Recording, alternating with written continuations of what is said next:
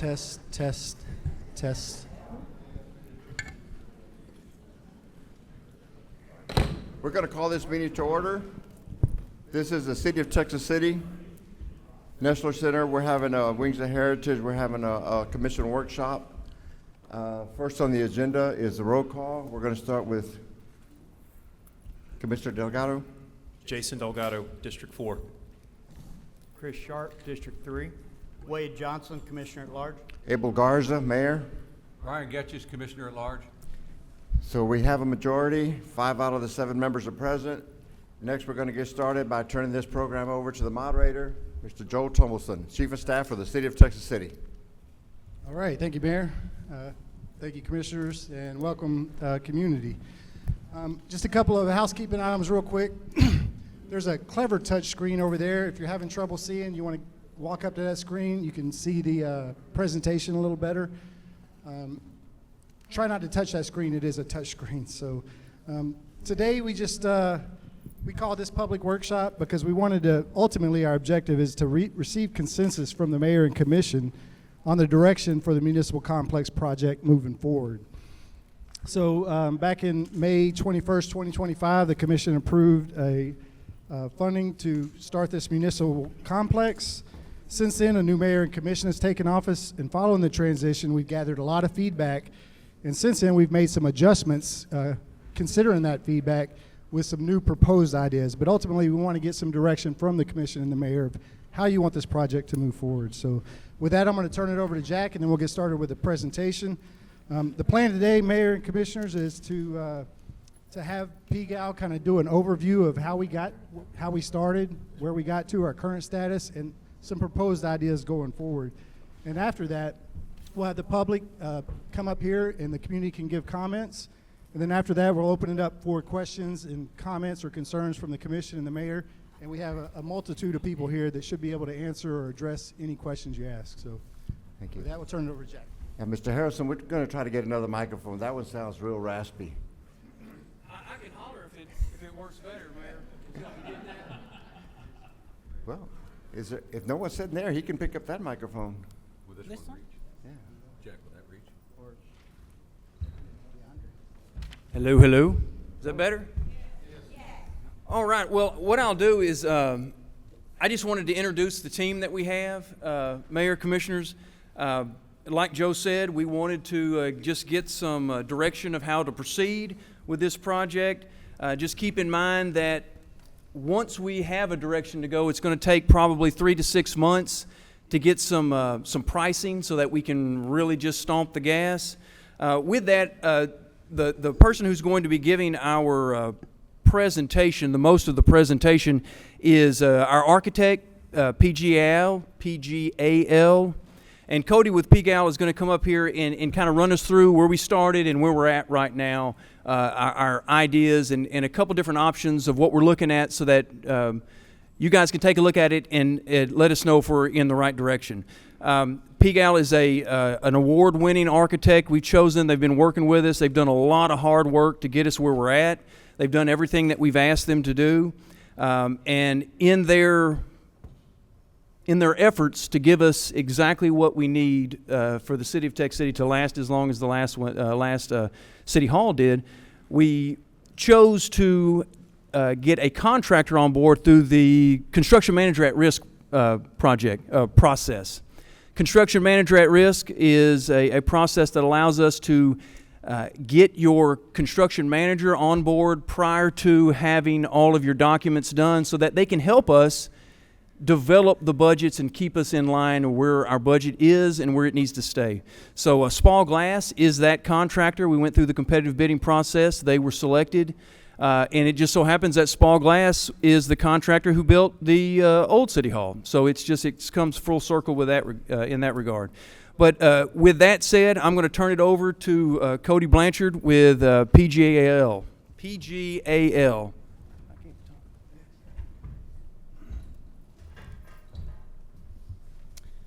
Okay. Good afternoon, everyone. I'm Cody Blanchard. I'm going to walk you through the history of the project and show you how the project's evolved over time. Go ahead. Okay. Thank you. So the site for the project, it was decided to utilize the existing City Hall site. The existing building is 15,780 square feet. You can go to the next slide. This is a comparison diagram showing the outline of the new building in a dark bold line over the existing footprint of the existing building.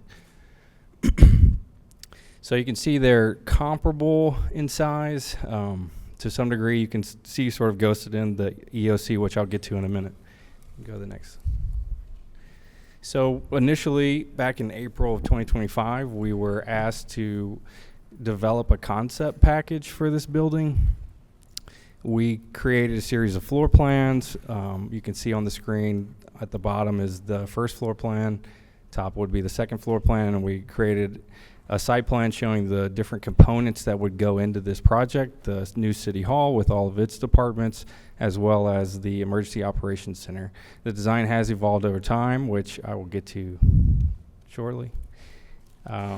Once concept was, I would say, approved, we moved into a programmatic stage of the project where we met with different city stakeholders from each department and analyzed the current needs of each department as well as projected the future growth for the city. And we created a series of charts, and we went room by room looking at room sizes and head counts to determine what the final program for the building should be.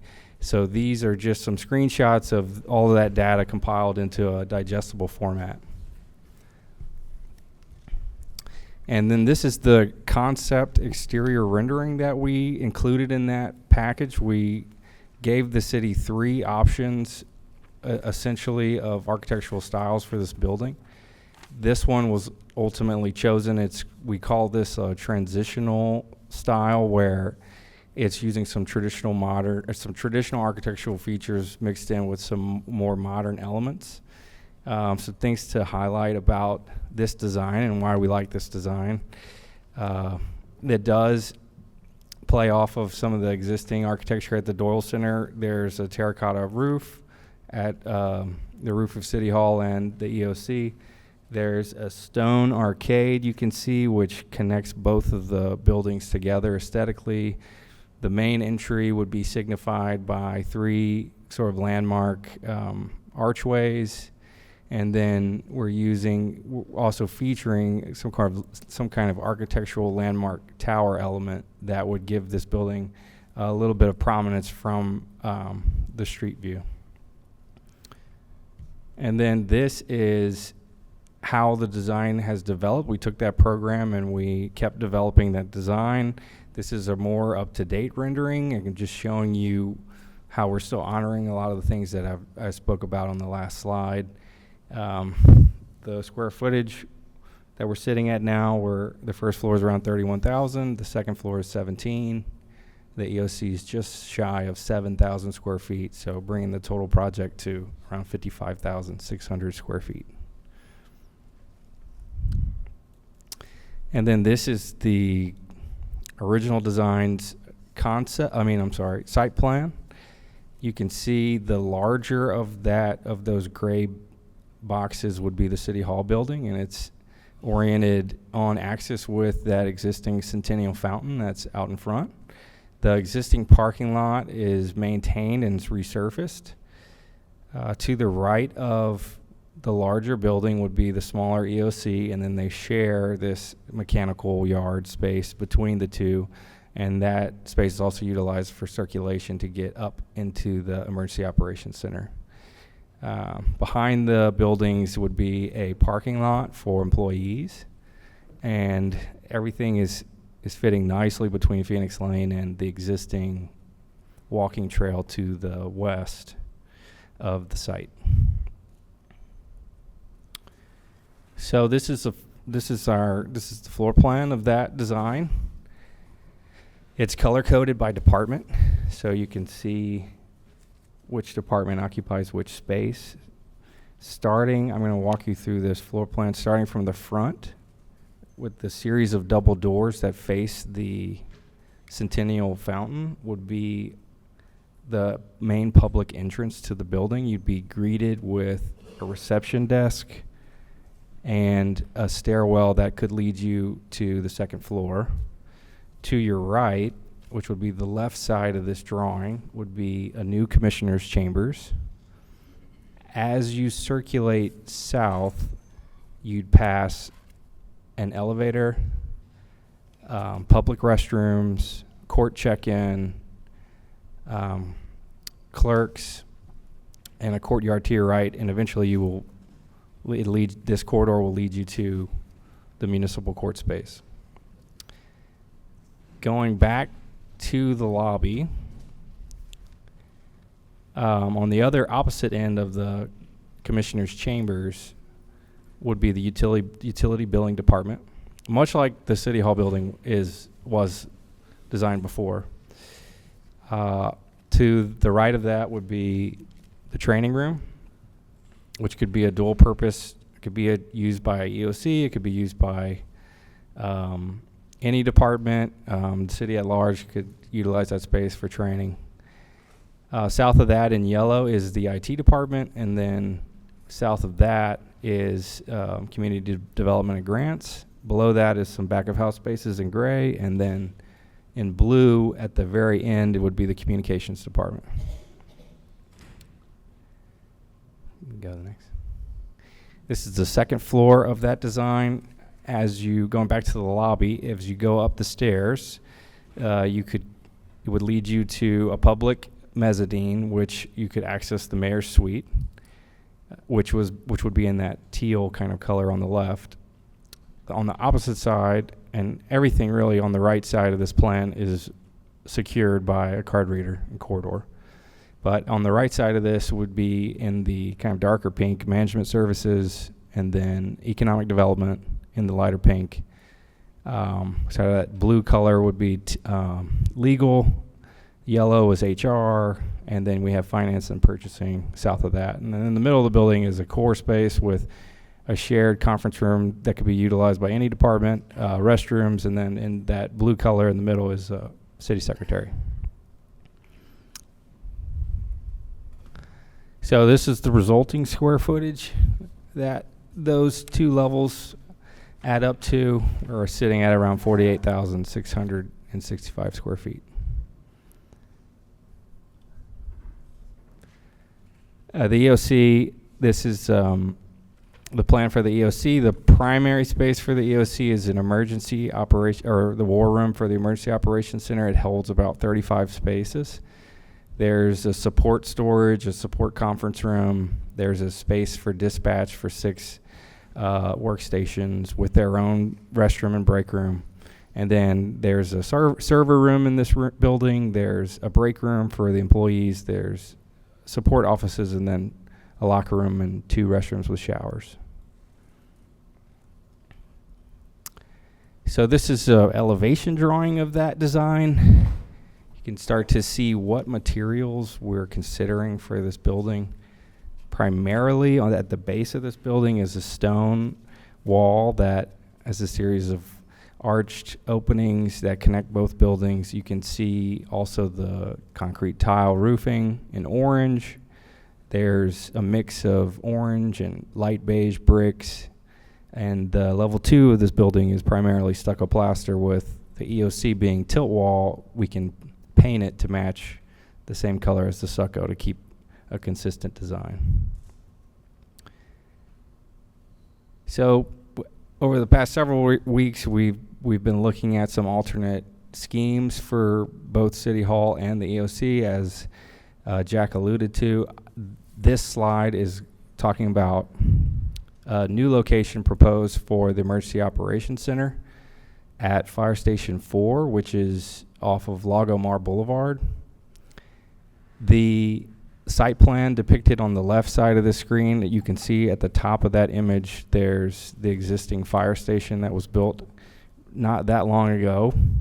And the darker colored rectangle would be the new EOC, with around 45 surface park spaces to accommodate users of that building. And it's really the same floor plan, just picked up and put at this site. Here you go.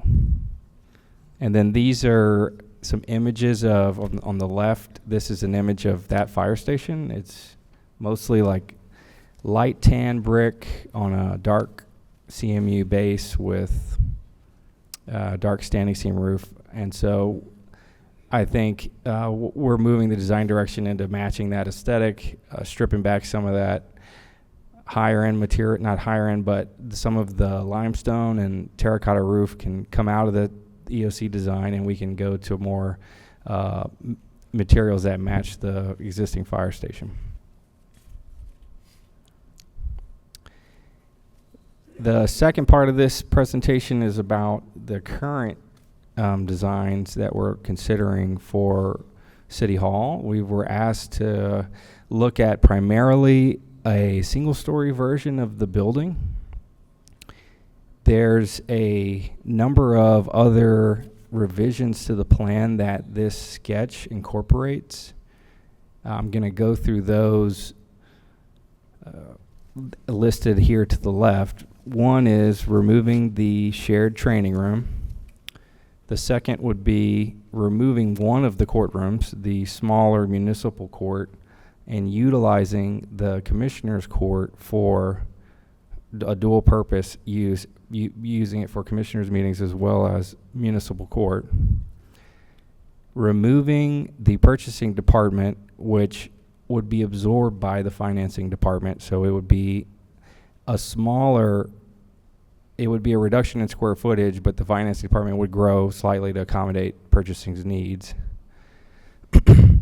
We're also removing the economic development department from the scope. We are looking at reducing some of the spaces in the municipal support function, such as taking out one associate judge, one marshal, one clerk. And then, of course, if you create a single-story building, you're taking out 2 elevators, you're taking out 3 stairwells when you do that. And then the last thing would be downsizing IT to just a single-use office that they could house out of this building if needed. So the sketch on the right, where the commissioner's court was previously, seems to be a great home for the mayor's office, just bringing that space that was there down to level 1, which would be nearest to the public entrance. Behind that, we can also fit management services and city secretary. And then since the EOC is being considered to be moved to another site, we can start to grow the building eastward. So HR can start to create a wing of the building in the east direction there at the top in yellow. And we can also sandwich the conference room there just south of it. Where IT used to be, we can rearrange CDGA and legal to fit. Communications can be reorganized as well and slid up to fit finance on the bookend of the south wing of the building. So this is a Excel file just saying the same thing I just said, summarizing what that does to the square footage of the project. It's around 11,400 square feet taken out. And then we have one more option that has been considered, which keeps the commissioner's chambers and locating it on the south end so that it can be used as both the commissioner's chambers and overflow for municipal court. But all other changes are the same in this version of the sketch. And this version, you can go next. This version's not as big as, there's not as much square footage removed here. It's around 2,200 square feet difference between both of these sketches. So this would be the second version. We put it on the site to study how that might fit. And one thing to at least note here, those parking spaces in red are, they were initially intended for EOC. So with the EOC removed, those spaces we can choose to remove from scope or carry as and add alternate in the bid. And then finally, we did look at the building proportionally, trying to study what would the architecture characteristics of the building be as a single story. And we're liking the way this is going. We still think that this version of the design gives the buildings a sense of importance and prominence. And I have one more image of it from another angle. You can see it as a single story version. Okay.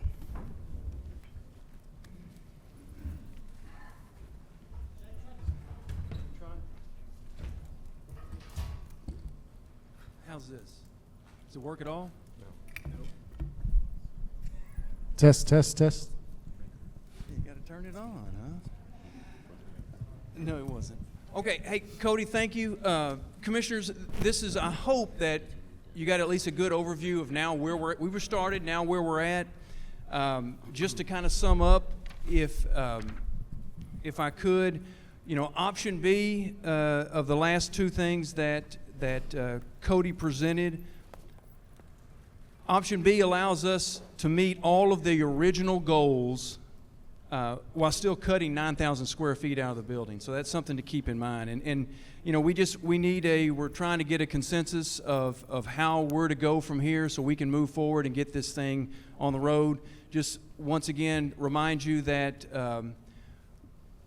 it's going to take 4 to 6 months to get a price. So I want to make you guys aware of that it is, it's not going to be something we can turn it around tomorrow and have you guys a number for.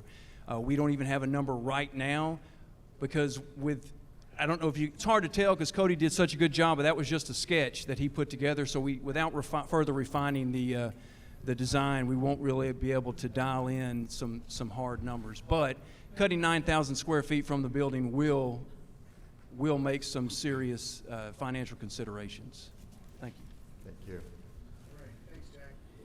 And so just to recap, Mayor and Commissioners, we were moving along with this project, and then once we had a new commission and mayor take office, we started receiving feedback from the community and from commission, and that's what drove us to ask PGAL to kind of pause where we were at.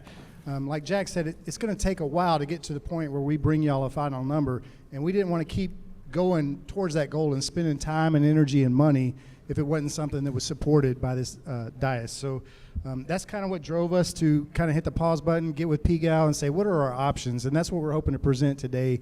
As far as the staff, Jack and I both really like option B. Having the commission chambers and the court separated gives us a lot of options, especially when we don't know what it's going to look like 40 years down the road. But we can utilize that commission chambers as a training room when we want to get all the staff together and go over a new policy or procedure like we used to do in the old city hall. And that would be a lot easier if it's not a shared space. But both are definitely options for y'all to consider. And again, with the goal of we're just looking for some feedback. What direction do you want us to go so we can start heading that direction without wasting more time or energy or anything like that. So having said that, we're going to open this up to public comments. And then after that, commissioners, when we get to agenda item 4, we can open it up to whatever questions you have. We have Kristen with Masterson Advisors here.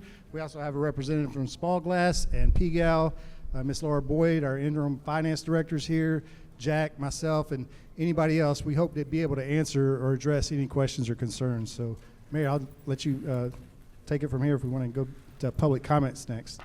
Thank you very much. The first person to register for public comment is Ms. Gwenethia Pope. If she's present, she can come to the microphone. All right, and as y'all come up here to speak, please keep in mind the further you get away from the mic, you start to lose it. So you have to stay pretty close to the mic while you're talking so we can pick it up on the recording and all that. Thank you. And the time limit will be 3 minutes for comments.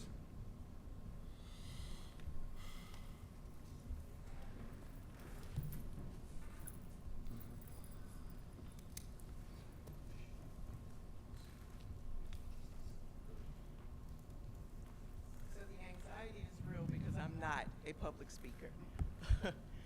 I'm Gwenethia Pope. I am the current purchasing manager for the City of Texas City, and my comments are, excuse me, Good afternoon, Mayor and Commissioners. My comment, listen, Ms. Barbara, I just said I was nervous.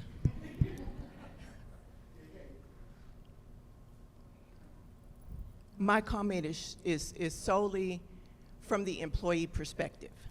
So until you come to work in the morning and you and the rep have to decide who's gonna work in that space, because you're looking at him and he looking at you and you looking at him, and it's like, which one of us get the desk today? I want us to take those things into consideration. We are in the footprint we were on top of each other. So yes, a smaller building may make some sense, but we are asking that you guys leave it the way that it was. We have bid it out competitively. We've done everything that we were supposed to do, and honestly, they can't get us numbers for 4 to 6 months, which means we may pay the same price, if not more, for the smaller rendering than what we already have numbers for. So that's my time, and I really didn't want to do this, but thank y'all. Thank you, Ms. Pope.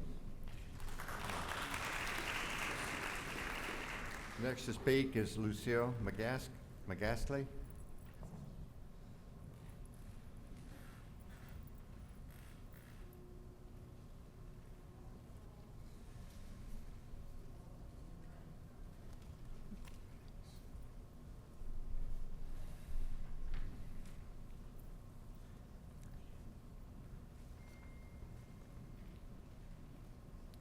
Followed by Mr. Jose Boyds.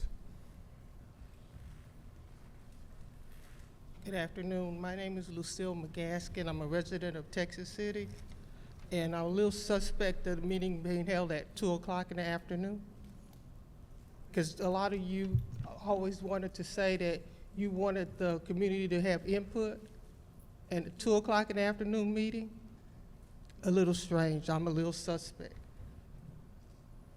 The other thing I'm worried about, they have new members on the council, but did the old members look at the original plan? And did you have input? Because this makes no sense.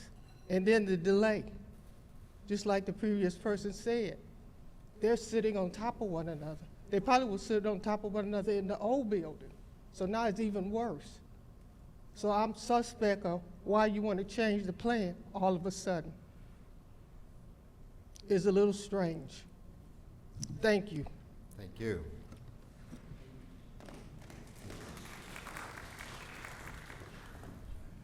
Mr. Jose Boyds, followed by Ms. Barbara White.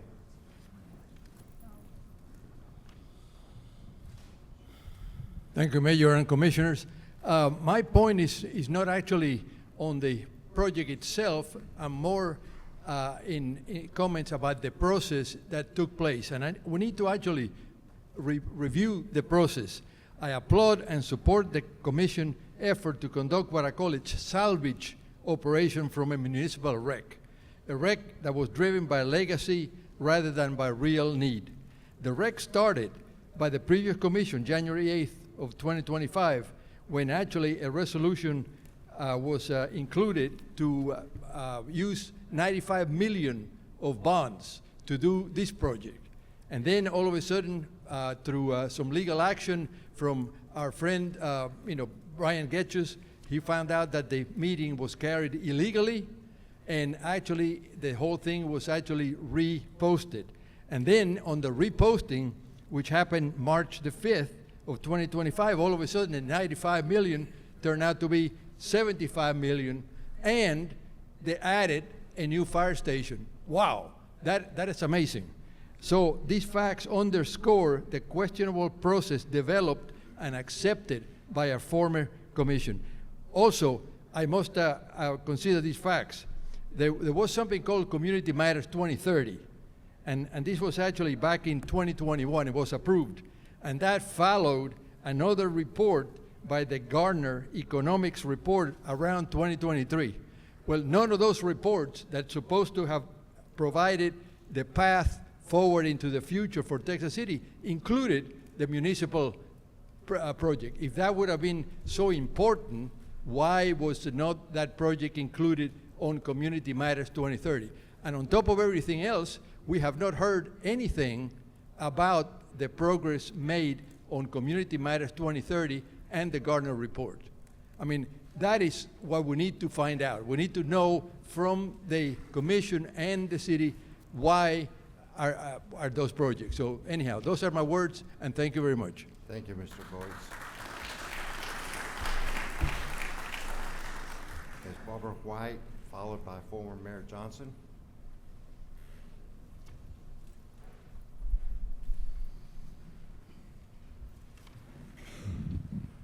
Mayor, Commissioners, I appreciate the fact that we're having this meeting now, although 2 o'clock is not an opportune time for the majority of people in this community to be here.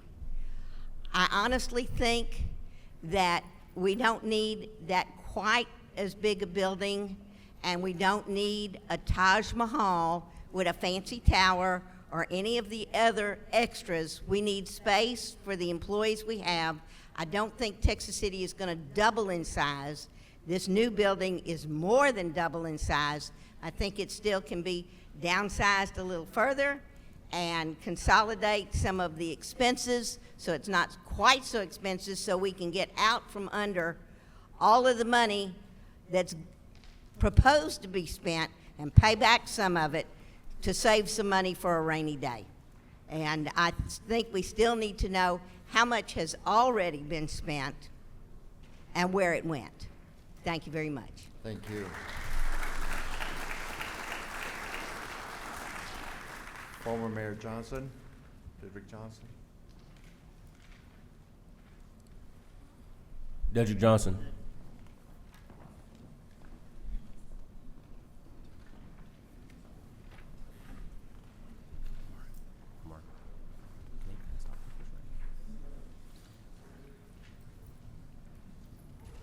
To be followed by Ms. Irene Faddick. We have a city attorney today. A police officer. Is this their time to pass out paperwork? They're allowed to pass out paperwork? No. They're passing out forms. It won't be added to the record. We have public comments going on. Can we not pass out any newsletters at this time, please? Thank you. Good afternoon, ladies and gentlemen. My name is Mayor Dedrick Johnson, former mayor of the city of Texas City. To Mayor Garza and the commissioners and all those assembled, good afternoon. I just wanted to come and provide some clarification on some background information that a lot of you may be unfamiliar with. And I want to thank PGAL and Spalglass and all those people we've been working with over the past couple of years to make this come to fruition. I understand that there's been some desired revisions to the original plans that we had worked so hard to get together for the public, and that's quite okay. The current commission is responding to what they see as citizen concerns, but I do want to let you know the amount of work and effort and research that we put into the original plans. This meeting, scheduled at 2 o'clock right now, as has already been said, is very non-conducive to the working class citizen. We scheduled 4 information sessions, 4 in the evenings, and some of you may have come to those, but we wanted to inform you. I simply just wanted to say that we are building for the future. We're not building for today's operations. We're not building for today's population. We're not building for today's staff. In our research, we visited both Sugar Land and Pearland and Friendswood, and we learned about some other cities who built city halls that were far beyond their scope. They built for the future. And today, those city halls in those places are already to capacity. And so it would be very short-sighted for us to build something for today's populations and today's staff and find ourselves in need once again. I do want to just really highlight the amount of misinformation that's being put out in the public by our sitting commissioner, Mr. Brian Gutches, who is against this project for his own reasons, and that's fine.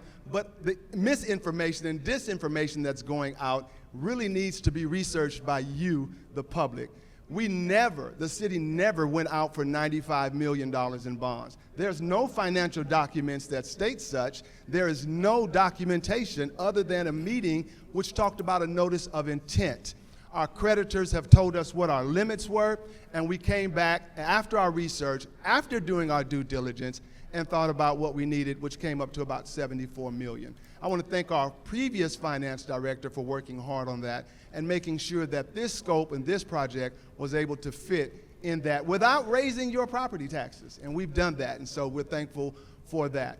If you want to revise the scope and move EOC, I'm sure our experts and our executives have talked about that, and if that works, then that's fine. But I do want to caution us about being counterproductive to the initial efforts. The initial efforts were to centralize all operations and bring all of these buildings to one spot, making our operational efficiencies better. And in our revisions, we're kind of undoing that already. The more we wait, the more expensive it will be. Thank you. Thank you. Ms. Irene Fadig. Irene Fadig. Oh, I'm sorry. Followed by Mr. Henry Gomez.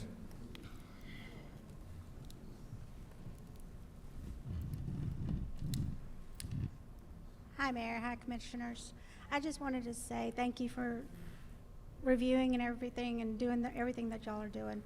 I do want to thank the previous administration for getting this project started. I've been in Texas City for over 35 years. I've been at the city of Texas City for the last 15 years. We needed a new city hall. So I guess my comment is that I'm hoping that this current commission will come together, make a decision, and get it on the road, because where we were, it was not a very good place to work. Over the years, it is just, we couldn't fix it. We needed to replace it. I know there's been different comments and different opinions, but unless you work there, you would not understand what we had to deal with. Plenty of times my computer would just go down because we'd lose electricity for no reason, not even a storm in the sky, okay? So I said this back in 2025, the previous commission was there, you were there, Mayor, and I don't know all the politics behind everything. I don't know all the financing behind everything. What I do know is I worked there, and we needed a better place to work. We still are in need of that. In fact, the place where we are was an upgrade to where we were working. So please consider that. I hope y'all come to a decision so we can get this on the road. We are working under conditions still not perfect, better, but not perfect. And I'm looking forward to a new building. And my other comment is that I hope you don't, in efforts to save money, pare it so far down that we're back in the space that we were back then. I had an office, utility billing. I have 9 employees in my office, and we were sitting on top of each other. And that's not a good way to work. So please consider those comments. I was encouraged to come here and speak by many of my colleagues and coworkers, and so I hope you hear those comments, and I hope we can get this on the road. Thank you. Thank you. Mr. Henry Gomez, followed by Ms. Cynthia Rushing.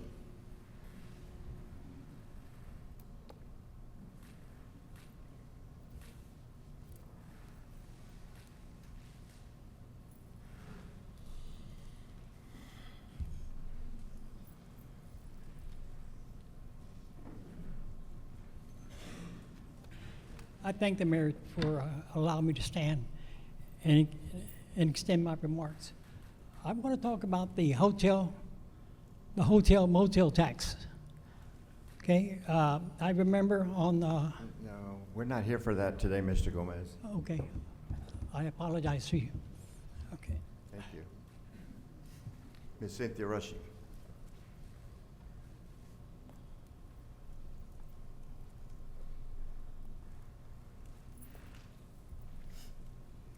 Hello, Mayor and Commissioners. I just want to bring facts. I heard that there's a belief that $95 million was being asked, and I know the former Mayor Johnson made reference to it, but as the former CFO, I can tell you that the $95 million was the number that was given to us by the financial advisor. And the financial advisors gave us that amount based on how much debt that we could take on without increasing property taxes. And so the goal of this project was to ensure that Texas City would not increase the property taxes. So that was where the number came from. before you do anything, you need to know how much money do you have available to even spend. And so that was where our starting point was, to say, okay, we have a budget of $95 million. And of course, if our goal was to spend as much as we could without increasing property taxes, we would have stayed at a $95 million project. But once we had what the budget was, or the amount of money that we could spend, we went back to PGAL, and PGAL gave us an estimate of $75 million, and then we said, okay. But we could have done probably other things to reach that $95 million. So we returned, we were basically very good stewards and responsible and saying, okay, we're going to do this for $75 million. And the $75 million was to build for the future and not have us look at this in 10 years later and say, okay, we need to expand again. So the best thing and the most efficient and effective way of spending taxpayer dollars is to be most cost effective by saying, hey, what can we do that we can actually have efficiencies for years to come?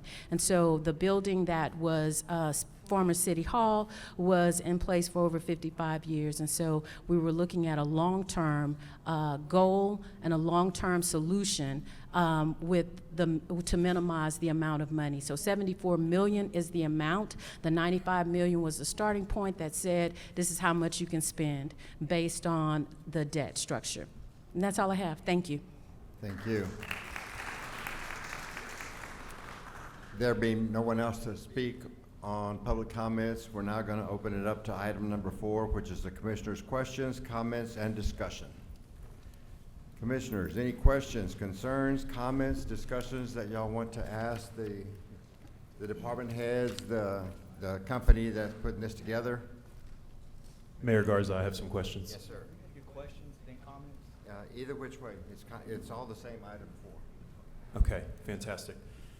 First, just as a point of information, I had a couple of my constituents distribute this newsletter, so that's my fault if that was out of order. The first comment and then a question is, government does not exist for the sake of government. We don't exist to build buildings, beautiful buildings. We're not Washington, D.C., we're not establishing the Smithsonian, we're not trying to build air and space. We exist for the function of making sure that the water drains and there's fresh water and there's police. That's the whole reason why the citizens have government. So this idea that, well, we need to consult some experts on how much money can we borrow is just false. We don't go to people to figure out how much can we borrow. So in this graphic, what I've distributed right here, Mayor, thanks to the wise leadership of Mayor Chuck Doyle and Mayor Matt Doyle, I've just put together a couple of bullets of the residential construction developments that were begun under their wise leadership. Because of the financial crisis that happened in 2008, Lago Mar was 10 years late to begin breaking ground. But that did not happen under Mayor Johnson. That happened under prior mayors. So whether we're talking about Lago Mar, or Marlow Lake, or Central Park, or Grand Cay Harbor, all of those were done under a previous leadership. So now that all those developments were done, we were just coming into realizing the property tax and the sales tax benefits from that, and then under the previous administration, all of that money is now obligated for debt service. So effectively, we are flush with cash, and at the same time, we are dead broke. So what I've also tried to do is put together a list right here of other priorities that this city needs. Things like, yes, we need maintenance on buildings, without a doubt. And for the lady who made the comments, thank you for coming and speaking. It can be intimidating to get in front of a microphone. I appreciate your courage. Trust, we will make sure everybody has a desk. But there's no reason to be hasty, because we are in this now. We are painted into a corner for $120 million. So let me give you a real number. 95 million is a distraction. The real number that the public should focus on is the 120 million that we are obligated to pay back over 20 years. That's the real number to focus on. So there's no reason to be in a haste or we got to do something. We need to figure this out and sort this. So I appreciate Mayor Johnson's newfound appreciation for transparency. Bravo. And I am hopeful that we will have more meetings on this. Thank you, Mayor, for that. And they should ideally be in the evening. So I just want to acknowledge that the reason this is a special meeting and that 4 commissioners forced this is because some folks didn't want to have this transparency. It was forced. So we're having this meeting because we forced this meeting. Now, the first question I want to get to is, if we have some representatives here from Masterson or whomever can speak with authority on the bond itself, what are the options that we have? Can we pay this back sooner than 20 years? And could that save us some money? That's the first question. And the second question is, if we don't spend $55 million on a vanity complex, could we reallocate funds to some other projects?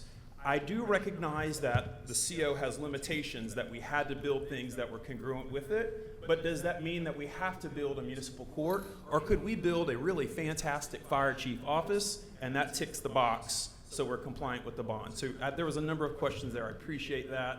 Please, let's kind of work through those. Thank you. Hi, yes, thank you so much for having me. Kristen Blomquist with Masterson Advisors. We did help advise on the certificates of obligation.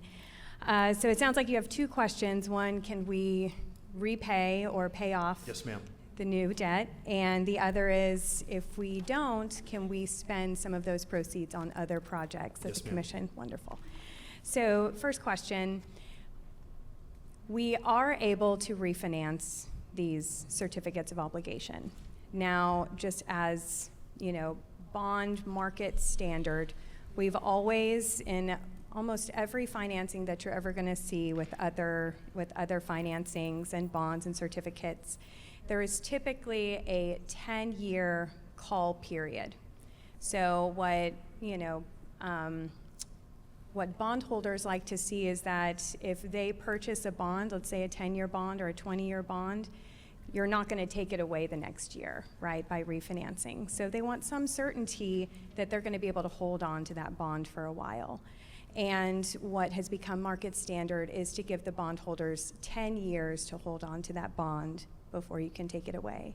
And so we've got 10 years where we can either refinance it today, which will cost extra money because we've got to wait that 10-year period.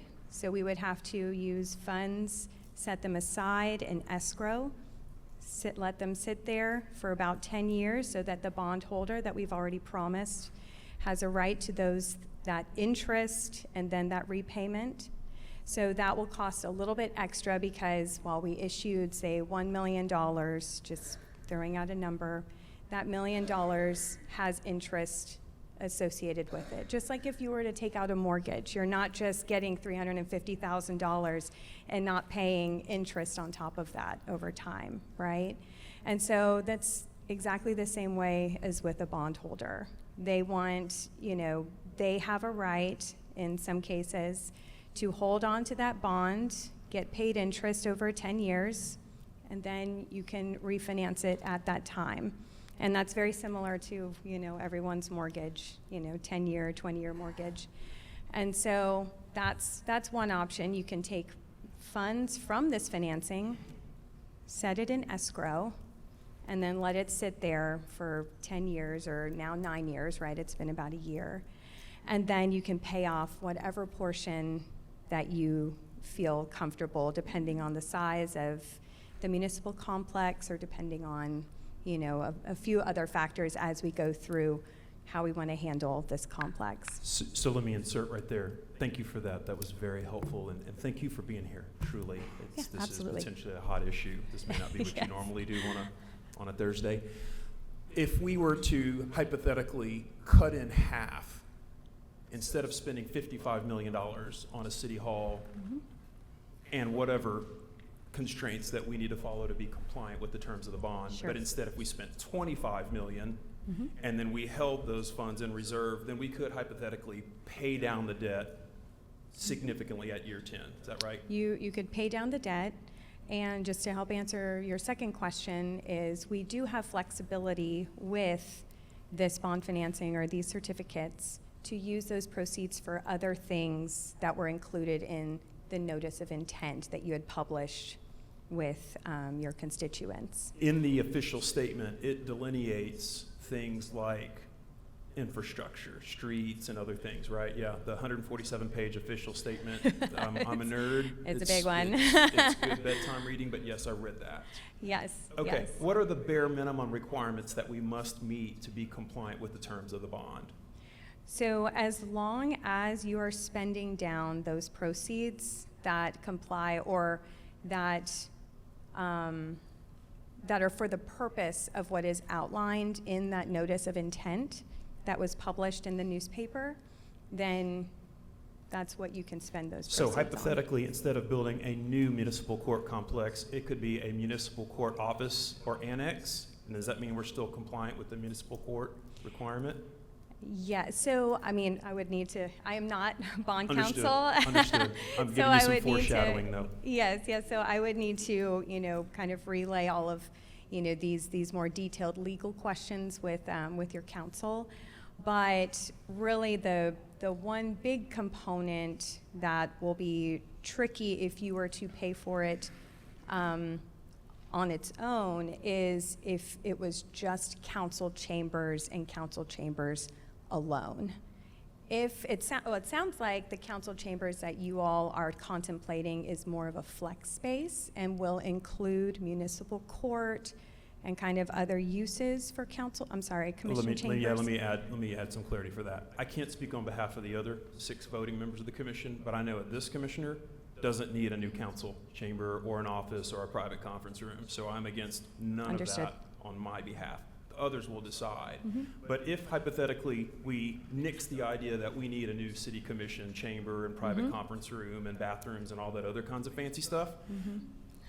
the other thing that's been told to me is, well, Jason, if we don't have that, then we still have to have a new municipal courtroom or else reasons. That's what I'm getting at. So if no city council chamber, no commission chamber, Right. and That- then no muni court, are we outside of the requirements of the bond?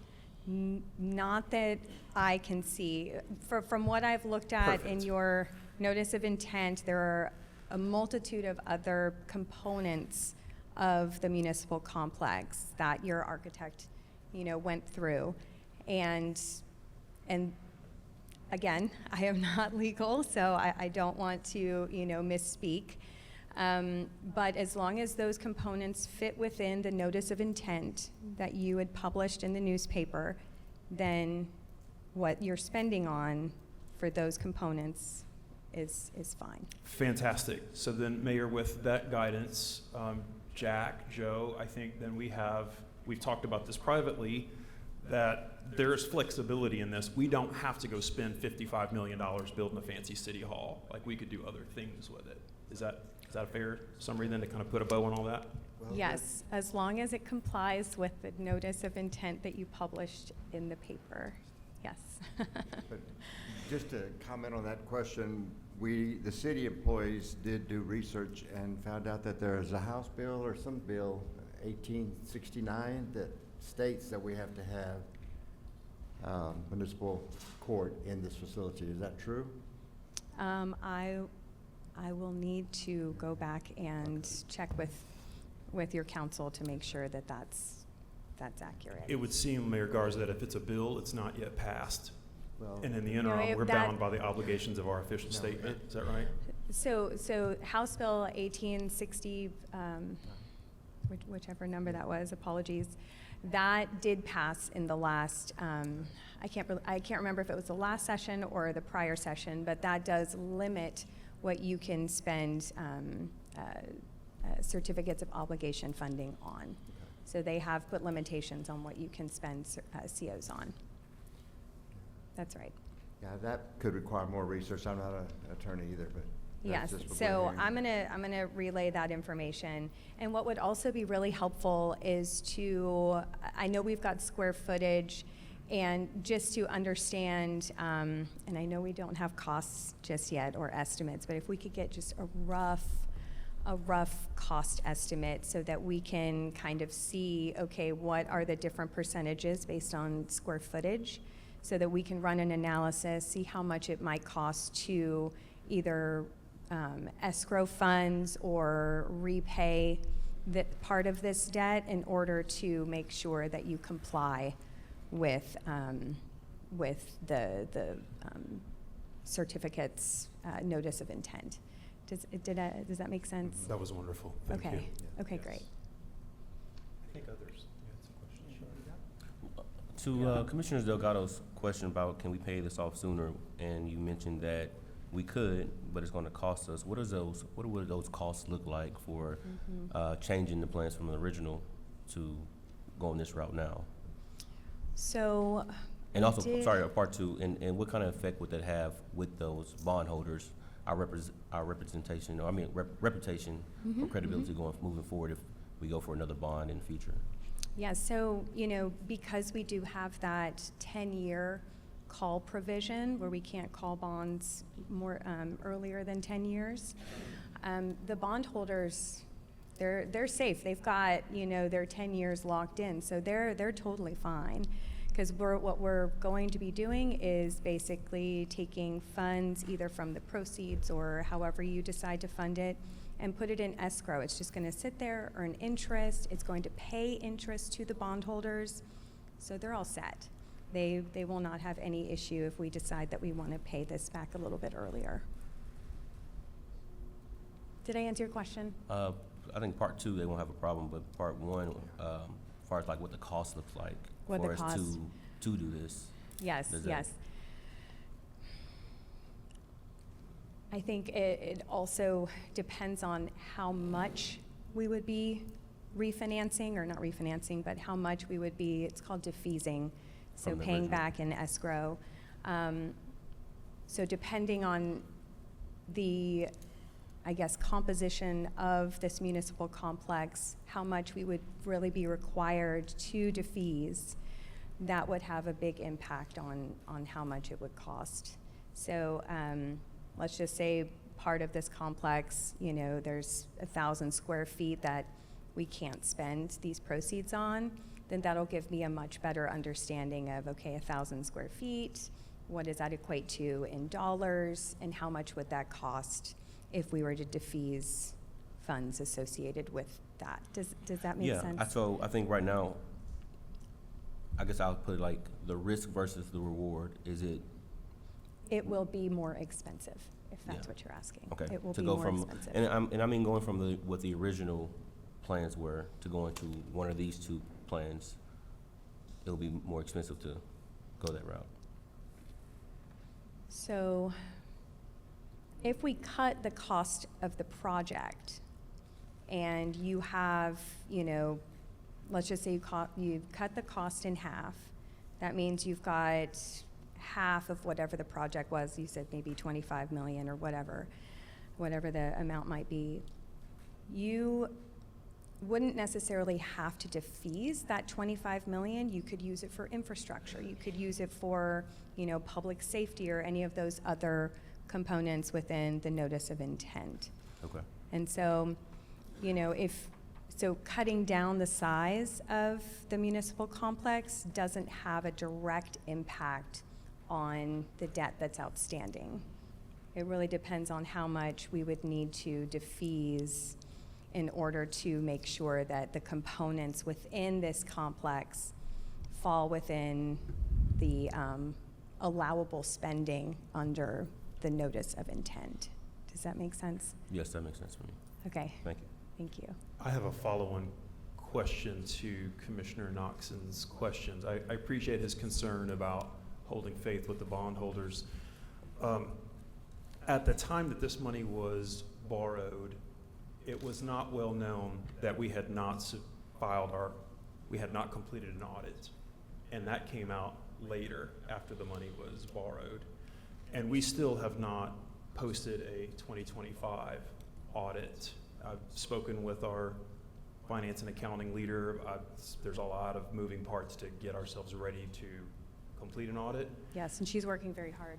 She's fantastic. Yes, And by the way, she's- anytime I'm in front of a microphone, I like to just acknowledge Ms. Laura Boyd. Thank you, Ms. Boyd, getting our fiscal house in order. So given that we were delayed in getting a 2024 audit up, and we still haven't posted a 2025, it strikes me that the time to really worry about what the bondholders think and what they think in the form of interest rates is when you borrow the money. But now subsequent to that, given that we have not yet, that we are poorly performing on our audit and we've been sanctioned by the state attorney general, does that have any potential negative impact on our borrowing ability, or on whether it's this bond, or maybe it's just separate for that's future? Like if our credit rating takes a hit because of our fiscal problems, it's really for the future. These guys can't call us in a default because our credit rating fell. Correct. The bondholders, they have purchased your debt on the date it was issued. Now, there is a secondary market where you've got, bondholders that are trading, and you've got, very much like the stock market, you've got the secondary market for municipal securities. And so because of any hit to the rating, that will have an impact to the secondary market trading. Now, if you were to issue bonds tomorrow and you've got a hit to your rating, then yes, it will impact what your bond issuance will, the interest rates that your bond issuance would yield. Does that answer your question? That was fantastic. Thank you. Yeah, these are things that keep me up nights, is worrying about audits and our inability to balance our books. Mayor, I'm good on the bond. I had questions related to construction projects, but I want to do things orderly. You kind of guide us. Yeah, I had some questions on the construction too. Okay. I can talk about the bond first. Yeah, go ahead, talk to you. Well, first, I want to thank everyone for coming out today. This is a perfect example of the difference between this administration and the one we had before. We didn't have to have this meeting. We chose to have this meeting because we want to share it with you. No one's requiring us. All the meetings we had before about this, they were required. So, in today's paper, a former mayor described the working condition in the former city hall, since we're talking about misinformation, as, I quote, deplorable. Deplorable. I'm going to define deplorable for you. Yes, it's on here. Deplorable is an adjective that means very bad, shameful, or deserving strong blame. It describes actions, living spaces, or behavior that are so shocking or unacceptable they cause disgust or deep regret. I'm sorry, guys, I was there. That's ridiculous. I saw it. You work much better than most people do in the whole entire world. You have it really good, and it's a shame that you're going to say that, or that he's going to say that. And while we're defining things, let's talk about a certificate of obligation bond. Certificate of obligation bond is typically, to make it easy, it directly benefits the city or its residents through infrastructure, public safety, however you want to do it. I don't think this year, that's why I didn't vote on it before. This obviously was never intended to benefit the citizens.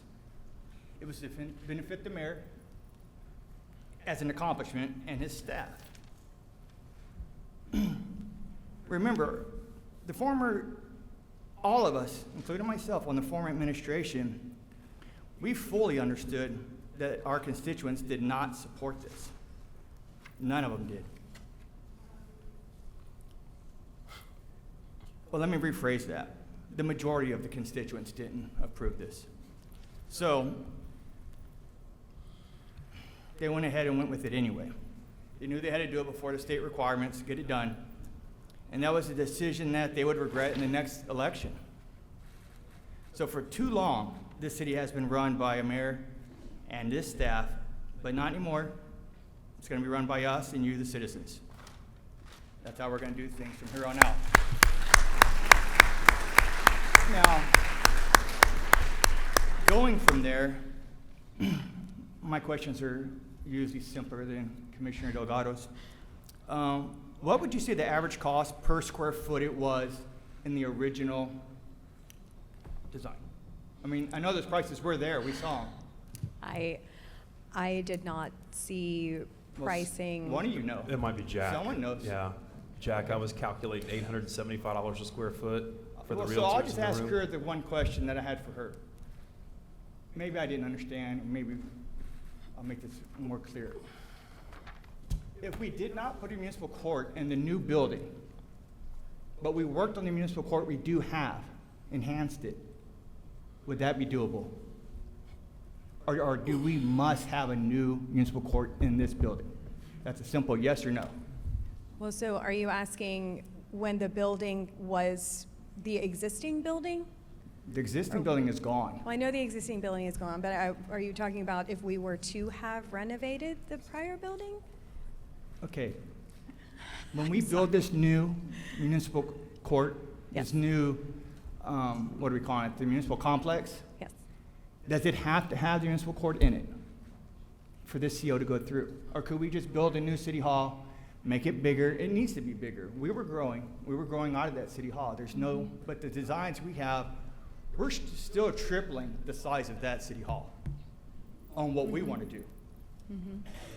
So I will need to talk with legal counsel to make sure that, so my understanding was it was the council chambers that we needed to have as a flex space in order for the municipal complex to comply with the certificates of obligation, I guess, legislation. Requiring the municipal court, I will need to get back with you. Commissioner, Commissioner, I think it was not a requirement. I think that was just the plan to centralize the departments. And also, as you mentioned, with expanding, the police department could actually have used that space as well. So I think it was not necessarily a have to. You have to put the municipal courts in City Hall. It was just to centralize those departments, and that with doing that would help the police department as well. Yeah. Mr. Harrelson might have some more information. So back to what I asked you, Jack, about Let Jack answer your question. Yes, sir. the average cost per square foot. Well, right now, and you got to keep in mind, we're shooting from the hip because there's no detailed drawings created. And so right now we're sitting about $825 a square foot, and that's just from an estimate right now. Okay. And we had a training room in the first one that was 1,000 square foot, right? Yes. $825,000. I mean, we're not going to argue about the math. That's the math. And this is just, I don't know. What exactly is a war room? Yeah. So, the war room is basically a nickname for our emergency operations center. So we just call it the war room when there's a massive disaster, a hurricane coming in, or a plant explosion. This is the room where the mayor, Jack, police chief, fire chief, this is where all the people would gather. After a hurricane, it would be the area where we have meetings with all our industrial partners at 7 in the morning, and then all of our department heads at 8 in the morning, and come up with a plan. And this is also where federal partners and state partners and county partners come in when we're working with multiple agencies on a big disaster. And in there we have whiteboards and clever touches, and this is where we develop our strategies and tactics. So that's kind of just a nickname for the But we have a room. EOC right now that I've been into many times, right? Yes, sir. We have an EOC right now. I'm asking because the one in the design held 36 people. And the B, it's down to 12. So 12's adequate. What's down to 12 now? The new EOC is 35, I believe. Is what we 35 have in the designed. war room? Yes, sir. And we've had that many in the war room. We had an oil spill not too long ago. Yeah. Oh, yeah, Commissioner. You might be looking at the area we proposed to move dispatch into, since this was going to be a fortified building. I apologize, Joe. Yeah. And the $800 square foot too. I just want to clarify that's an estimate for the whole building. There's some rooms that would cost a lot less per square foot, and then some rooms that are going to cost a lot more, like an MDF room or something like that would have a higher value. So overall, that's just kind of a real rough average. Our original city hall was 15,000 square foot.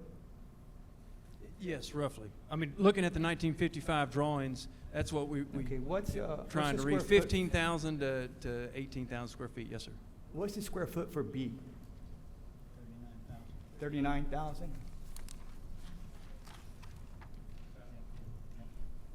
One more.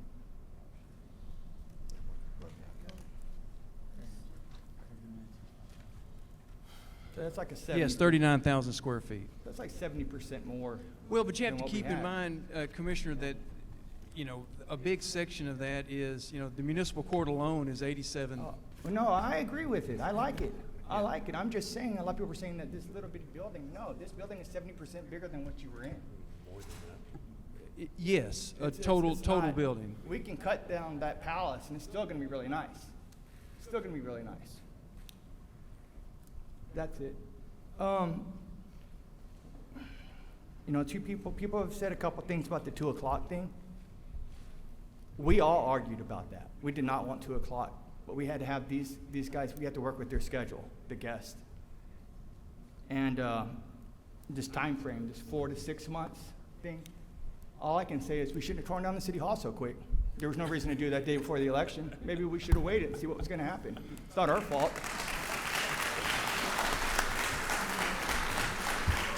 That's a great comment. Thank you, from Commissioner. Sharp. I want to address the 2 o'clock thing. That falls squarely on my shoulders.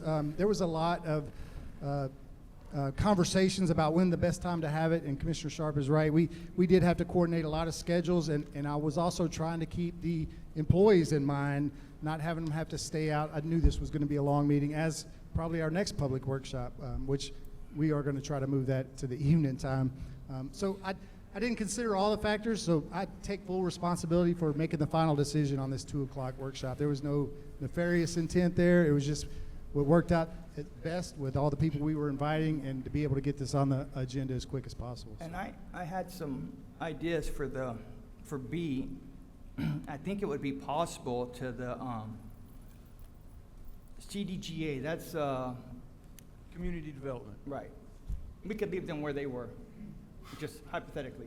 If we left them where they are, and we cut out of some communication area, and we gave a little bit of that to the IT, because IT is gonna need more than one office. That's another, we could save even more square foot right there. Yes, sir. And this is definitely the time to make those type of decisions. A couple of things to note. IT has a large workspace, and where they're at now at the annex, which is also a pretty old building. But moving Community Development Grants Administration out of there into the new building serves several purposes. They interact a lot more with these other departments, where IT, that would give them room to expand. That's one department we really see growing, or we really hope we can grow in the future as technology increases. So having IT, one office in that building, was more to give them a space in there when they're working on any type of technical issues in that new municipal complex. They would have a space in there to work out of, but they would prefer to stay in that annex where they have their large workrooms. So we would keep them where they are. Yes, sir. And if we moved community development grants out of there, we'd have room for that department to expand into that building a little more also. So, but you're right, this is the time, and that's exactly, Commissioner, what we're looking for is some direction. So this is the time to kind of give us some feedback on that kind of stuff. Perfect. Joe, the inventory of commercial real estate that we already have on our books, do you have a notion of just how much space we currently have, and then how many buildings or commercial square footage we have that's not used? City owned or EDC owned? Or maybe if we don't know, maybe we come back to it. Yeah, But just what I'm getting at is I think we have, through various means, accumulated a whole bunch of real estate. We're not really a real estate business. Yes, Why sir. are we holding all this real estate? That is a whole nother related question. Yeah, and I can speak to that a little bit, Commissioner. I can do some research and get back to you more. The EDC does own a lot of property and some buildings, but that is really completely separate from the city. Those funds are used to encourage economic development and work with businesses. As far as the city-owned buildings, I don't, off the top of my head, Commissioner, I don't know of any that has space left in it. That annex, which is the old police station on Fifth Avenue, that's a very old building, and it has a lot of issues also, but there is no extra space in there that I'm aware of that's usable right now. Our other building that we own is the planning and engineering building. Part of the CO money went into fixing the roof on that, and the back half of that building used to be owned by Galveston County Daily News.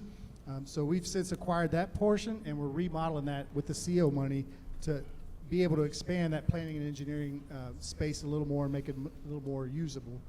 Ultimately, what I'm getting at is one of the things that's been said is, but Jason, we got to get everybody in the same place, which I just want to pop that balloon. I think that's preposterous. Out of the 18 departments that we have, one of them is sewage.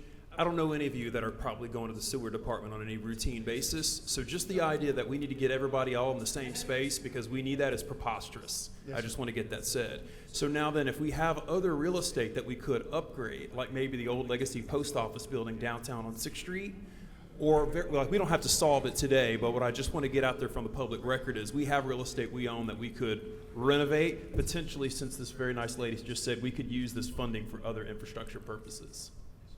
I have a question to that, Commissioner Delgado. I don't think sewer was a part of the plan to centralize departments. I think that was listed. But I get your point of centralizing departments, but that's a bit of an exaggeration to list that people want to come talk about poop and sewage. That wasn't part of the centralizing plan.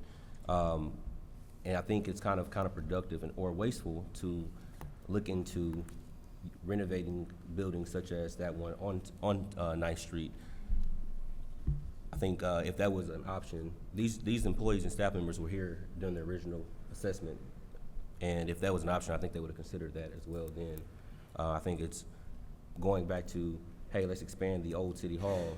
Well, why do we need to build off of a building that is losing power when it's not a raindrop in the sky, you know? So renovating those buildings, I think, is be a waste of our taxpayer funds and not being good stewards of those funds either. Just a thought on that. Can I say something about that? Because I was on the previous administration too. Well, we never discussed any of this. I don't know. Well, I mean, anything, nothing. Just said, hey, here it is, vote on it. I'm not really worried about it because I'm going to get it anyway because you guys have we have the majority, but you don't now. Yeah. Commissioner Getchus. No, I'm not done. I'm not done. You guys, there is no you guys, Commissioner Sharp. I'm on the same commission that you are on, okay? So you keep trying to I know, create I'm division. sure you knew There about is it. no you guys. Hold on, Just you want to guys, be that's clear, there's no enough. you guys, Commissioner okay? Getchus has the floor. Well, Commissioner Getchus has the floor. Is there any empirical data to say that we needed a new city hall? I'm not talking about employees' need. I'm talking about growth of the city. We do know we're growing out in West Tech City. We're building down here. Have we forgotten about the west side, the new subdivisions? That seems to be what we were all interested in. I have never been presented with any of that. Have we looked at that, what we need out in Lago Mar, out in that area? Is there any plans at all, or have we just focused on 1800 9th Avenue? From a public building standpoint? From any public services out there, other than where you're at Public Works? Well, I mean, that's where the Fire Station 4, I don't know, I can't respond to the empirical data. I don't know what to give you on that, Commissioner. I know that it was, areas were considered, and we're planning on expanding out that way with our public safety facilities. I hope that, does that even come close to answering? Can you show me that there's, where we've done a study on the population growth, staffing requirements, service demand, facility utilization? Have we taken into trying to implement AI as it develops? I mean, we know in 10 or 15 years, less and less people will probably be walking up to pay their water bill. So that would be, in my mind, less people, more IT people. Right. Have we studied any of that? Has anybody said, hey, here's a study, or did we just go talk to people? And some of the people I've talked with said they had a say-so, a wish list, and I don't know how we formed all these offices here. I don't know who in their right mind would think every marshal needs their own office. That Yes, was sir. preposterous. Yes, sir. Yeah. So I don't have any, we don't have any empirical data that you're talking about. Well, there was a study done, and this little off topic, a while back on the need for fire stations, and that's where we came up with the need for that 5th fire station and the location for it. And that was based off population growth and a consultant helping do those studies. Other than that, a lot of this was done just talking to people like PGAL and their experience in building municipal complexes through different communities, and it was of what do you like, what do you need, what do you want, what do you think you might need in 10 years or 20 years, which is really difficult nowadays because, like you said, there's going to be so many changes coming. We don't know which departments are going to need more, which are going to be less. But after that, and that was kind of the process, one of the first things we did was put down what's your wish list, right? And then we got to that point, we started trying to get real rough estimates on what that would cost. And Cody, correct me, jump in here if I'm wrong. But once we get to that point, then we start looking at, all right, what can we cut? What's most important? What's not needed?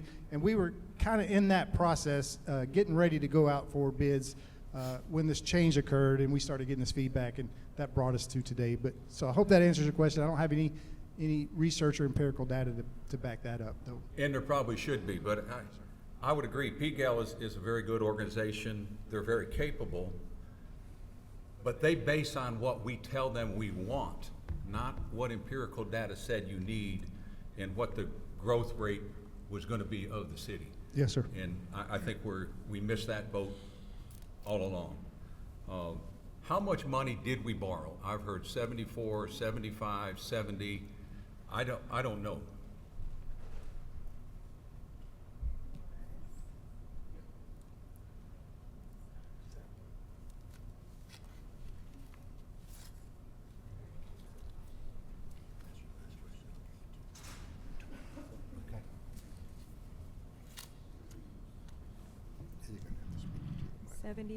$70,855,000.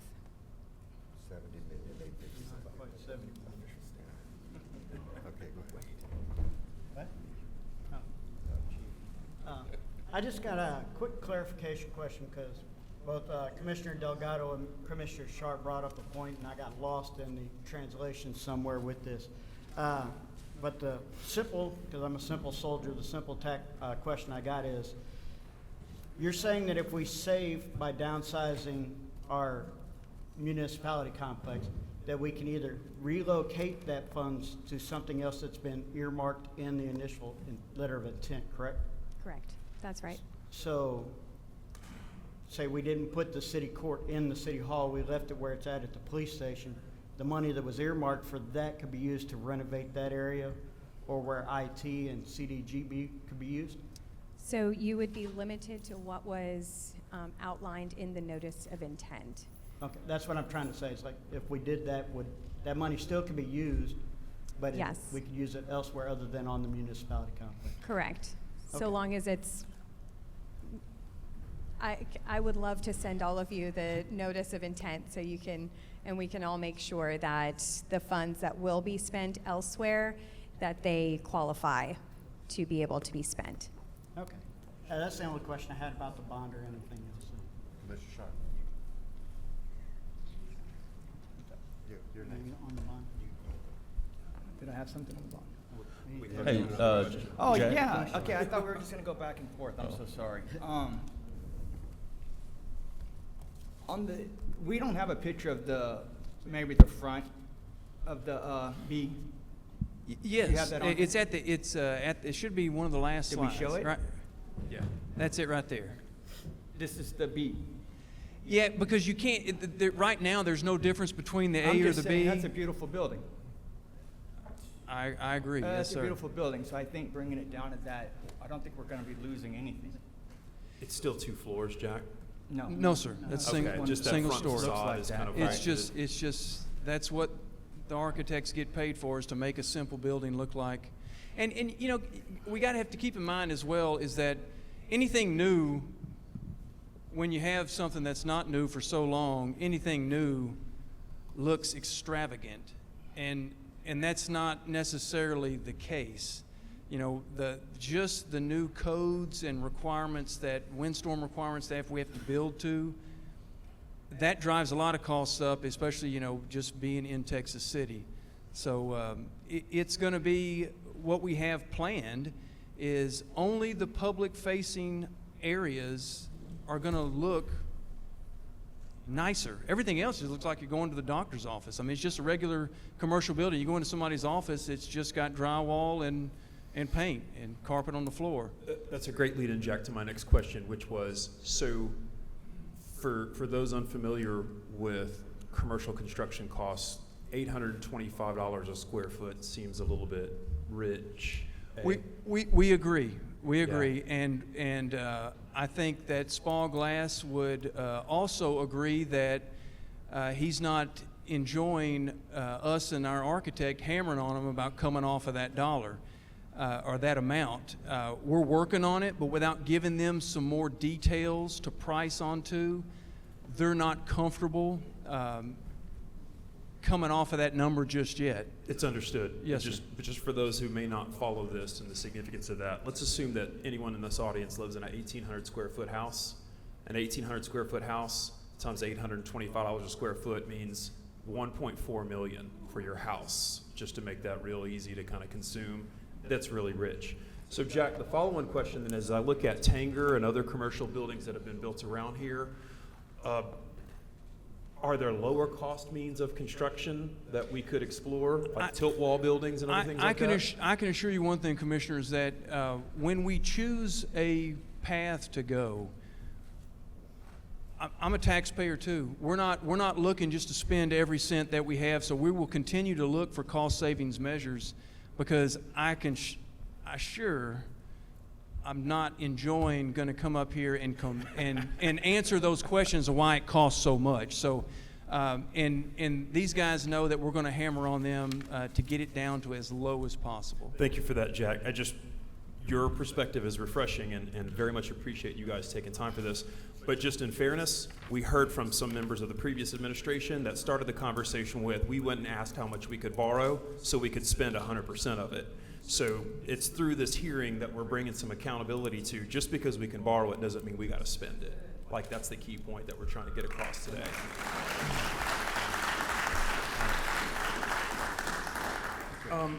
Jack, could we pivot to what has been spent so far today? Because I've heard conflicting versions of, gosh, if we don't move forward with this Spall Glass, they may hold us in breach, and gosh, if we don't do this, then the contractor's that, and we're wasting money on a daily basis, so we got to do something. Can you kind of address what have we already spent, and if I'm correct in hearing you that we need to go out to bid, then we're not currently obligated to spend another nickel on construction until we're ready. Is that a fair summary? Well, what we've got, I mean, we have 2 people under contract right now, and I can only speak for the construction alone. We've spent a little over $3 million currently, but we have a contract with PGAL, and then we have a contract with Spall Glass. Now, Spall Glass, that consists of 2 different aspects of their contract. It's a pre-construction amount, and I believe that's about $60,000 that we pay for all the help that they're giving us just developing the design and getting us ready to go out for bid. And then there's percentages that was part of their bid that once we get a guaranteed maximum price for construction, then those will enact on that. Excellent. And I do want to express appreciation to the vendors that are present today. I'm assuming they probably don't live in our city. They may not be aware that we just had an election on May the 2nd, and the voters spoke overwhelmingly that they were not in favor of the plans, the construction, the square footage, or any of those things. So that's kind of what's happening right here. Is this is the first time the public is really getting their eyes on this. And so I'm hopeful that they take this back to heart. Okay, so then understanding then what you just said, Jack, is there's really 2 contracts that are binding right now in some form or manner. One to Spall Glass, one to PGAL. Is that a fair summary? From a construction standpoint, I'm not, I wasn't privy to the, I know like the rental of the facility that we're currently using as a city hall. And we've had some miscellaneous costs, asbestos abatement, demolition, the surveys, things like that. Okay, so then cash out the door, not talking about the library, is about $3 million so far. Is that what you said? Just that's what we've spent, including those things, just on the municipal complex project. Okay, perfect. That's good. I yield. Thanks. I just wanted to say, Joe, I have a question Go for ahead. you. Thank you. Go ahead. We've had some staff members come up and speak about, the previous city hall that was demolished. Can we speak to what this looks like for them now? I know we said we asked them to let you guys know what do they need. I know I heard Commissioner Delgado mention everyone's going to get a desk, and I believe everyone had a desk at the previous city hall. But what does that look like as far as space for them to operate here in this new model, A or B? Is it conducive for them now, and then also how long will it be conducive for them to operate out of? Absolutely, yeah, great question, Commissioner. And so, once we started getting feedback that we were looking for something smaller and something less expensive, Jack went around and talked with every department. So what we hope, when Jack said earlier, we hope this option B, the one I like, or option A, it still checks all the boxes. The reason it's smaller isn't because we took out, offices that somebody was going to use. We took out those offices and we put them somewhere else. Like, for instance, IT, all that space will be now staying over there. So still we have offices that are going to be adequate, and we're going to have a little room for growth still. Not as much as the previous building, but we still will have room for growth in option A or option B. Just because we took out 2,000 square foot for, and I say IT as an example, we're still using that 2,000 square foot somewhere else. So I think these two options are still going to check all the boxes, and I think it'll be a place that our employees are happy with moving forward. That answers your question? Yeah, one of my concerns was, I know we're trying to cut costs, and I can respect that. But if we're going to build a smaller city hall, just to come back 10 years later to, hey, we need to add more to it now, were we good stewards of our taxpayer dollars because of that? Or were we just trying to, for lack of a better term, be cheap, and now it's going to cost us more money at the end of the day? Yes, sir. That's a $1 million question, I think. That's a great thing to consider. And it's really hard looking into the future, seeing, what our needs are going to be. So the other thing that reminds me when we're talking about this subject is the current facilities that we did move into, the old building on 21st and Texas Avenue. That was an old clinic, and it is definitely not adequate for the work that we're doing now. These offices are tiny. The cell phone drops. I usually have to walk out to the lobby to make a call. There's a lot of issues with the building we're in now. It's decent enough to get us through until we can get something else, but it's definitely something that we need to consider. I'm in agreement with that, but we should have thought of that first. Yes, sir. Absolutely. Joe, I want to say something. So just to be clear on this growth thing, with Plan B, obviously I like Plan B. We've removed that $825,000 training room. Yes, sir. We put the purchasing department with finance, which should be anyway. We put economic development where they are now. We took out one associate judge office. We took out one marshal office. We took out one clerk office. I think we're going to be okay with growth. I mean, we've only removed 4 offices from people. Really, we just took out big stuff. There's no reason why this isn't good enough. There's no reason we need to do that. And another thing I want to make a point of, 2 things. I've heard this $95 million thing a lot. I was here before. It was never $95 million. Okay, I want to make that clear. That was, like they said, that was a number that it was approved that much, but they were never going to spend that. They went and said, this is what we need, and they said, this is how much it costs. There was never, it's $75 million. Just forget about the 95. It's just being distracted from that. But I think it's amazing, and I'm going to finish with this. I think it's amazing now to realize how much we could do, how much we could save and use for other things, and we never considered it. We never considered that. We thought, you know what, instead of taking some of this money and doing this, let's just build this thing. I mean, imagine what we're just spending on that one room, what we could have done in our city. That's my comment. I think we could have done better. I yield. Any other comments, concerns, questions? A final one, Mayor, and I'll be brief, I promise, I swear. Joe, Jack, if I sum it all up, what we've covered in the last hour and a half or so is, the first one is, we don't have to spend all the money. Is that a fair summary? This nice lady behind you, I think what we heard is, we borrowed it, but we don't have to spend it. Is that a fair statement? What you don't spend will need to go back to paying off the debt. Perfect. Thank you. Yes. Number 2, this next one's for you. We have options on alternative uses of that money, right? We have Correct. options. There's other things that we could spend because it's the public's money, right? Just Correct. because the former mayor really wanted us to have a vanity complex, we don't have to do that. We could invest in things like streets and sidewalks and roads. We could do other things with it. Yes, so long as it's outlined in the notice of intent. Fantastic. And then now, Jack, Joe, you guys have said at least 5 different ways we're right-sizing the plans. When do you think we might be able to reconvene and look at update? Because this is all kind of work in progress, right, guys? So when do you think we'll be closer to, hey, this is what we think is the right plan? Yeah, thank you so much for that, Commissioner, because this was my main objective, and Jack's also, is we need direction.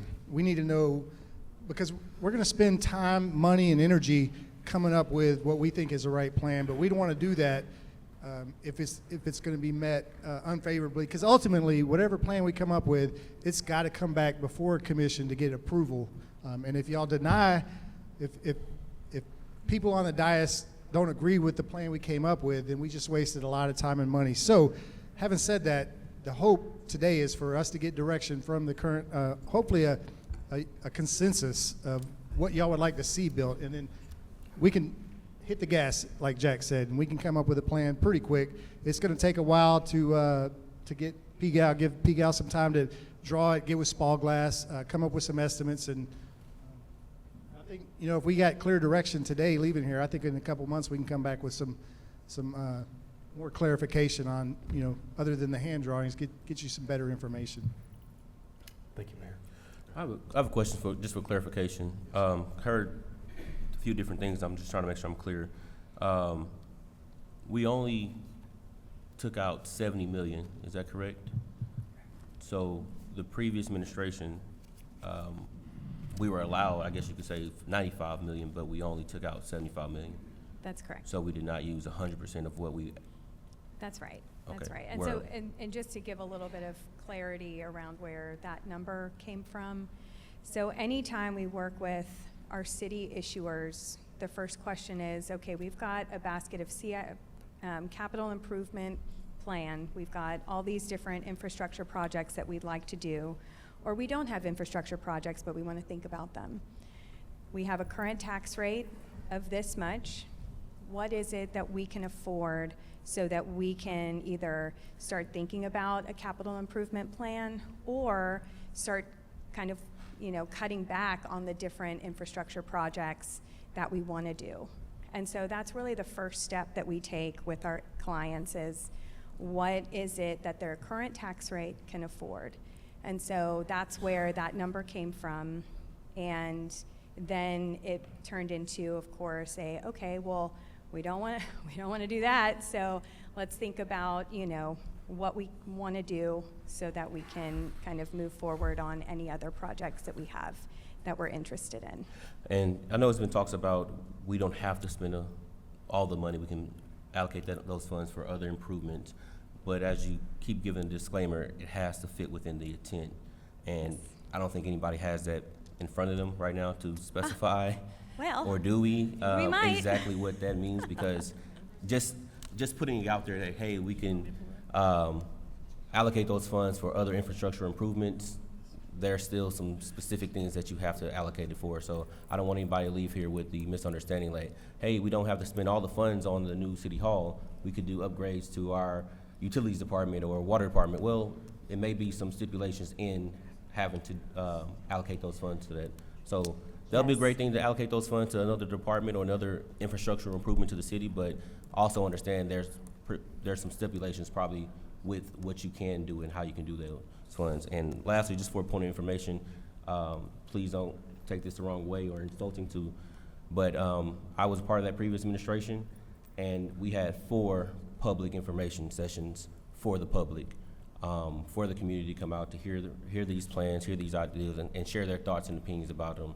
So for the comments of what the previous mayor may not have done, the transparency, I think having 4 public information sessions for the community to come out, I think that is showing transparency. I think that is showing and allowing people to come out to express themselves, which I did see current members of this administration there and speaking out in their opinions about it, which I respect that. But just for a point of information and clarity to you guys here, there were 4 of them. Thank you. Thank you. A comment from Commissioner Johnson. It's not really a question towards anybody. I already asked that, but it's a simple comment that I got. Basically, it comes down to I've been told that the city of Texas City needs to do better. The city of Texas City is better. Well, the city of Texas City voted on May 2nd to move forward. As a new commission, I like to think that we're trying to work together to move that city forward. With the new municipality complex, I like Plan B, just like Commissioner Sharp does. But, so we were given a hole to dig out of. And we had one of our citizens exercise one of their constitutional rights at that scar of our city right now, of where our city hall used to stand.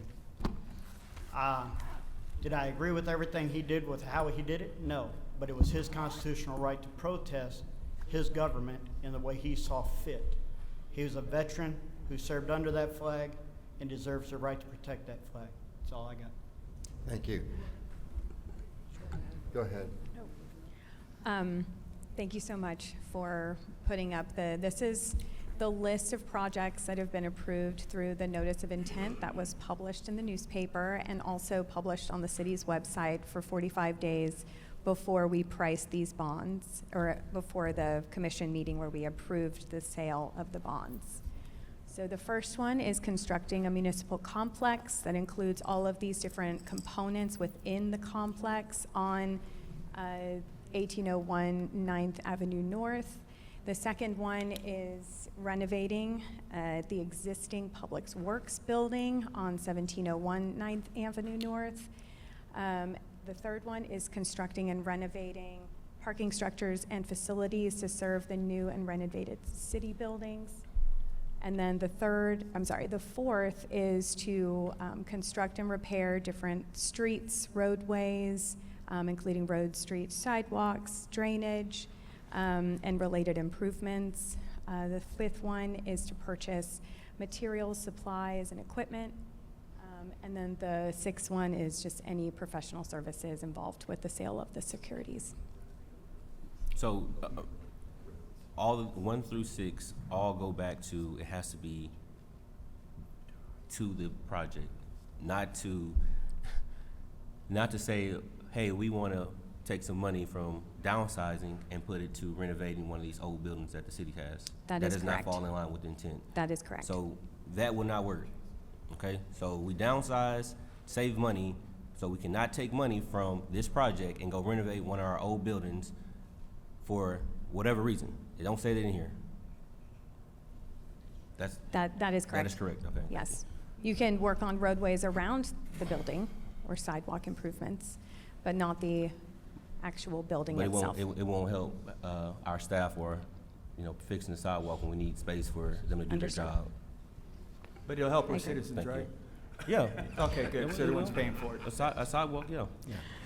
Members of the commission, we're about to bring this to a close. You've heard from the public who voted us in office and who we serve. You have to listen to what they say, you have to listen to what the experts are telling you, and you have to listen to what the employees are telling you, which is we don't like working, sitting next to each other, we're breathing down each other's necks, we need adequate space. Old rats. We have 3 drawings, the original drawing, and then you have option A and B. We have decisions to make. We have to make them sooner than later, but it's not a race. It's defined by Commissioner Delgado. It's not a race, but we want to make sure we do it right. And however long it takes, the sooner the better, guys. Having no further comments, this meeting is adjourned.